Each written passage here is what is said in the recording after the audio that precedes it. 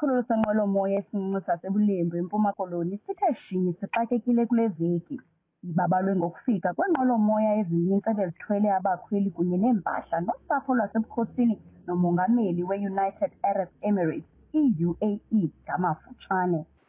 Amathuba emisebenzi okokuqala ulutsha lalapha alusebenzi. Asilungiseleleke neendlela ezi sowuzibonile ukuthi zine-potholes kakhulu. Uba ngabani ingenzeka loo nto singavuya thina xa kunokhe kuvulwe ne-airport le, noko sikhe siye kuyokhwela eMonti, noko abantu abalapha kufutshane bakhe bazokhwela apha eBhisho.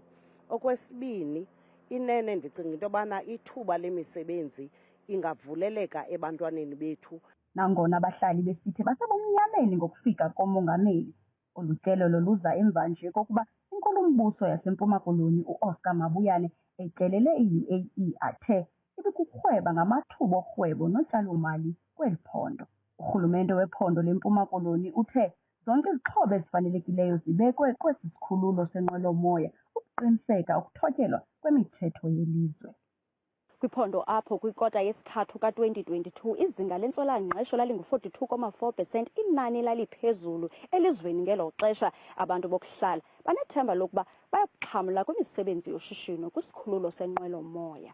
Kwiindaba zethu kuChannel 163 ndinguSipho Sethu Bhuyi eQonce kwaNoncampa.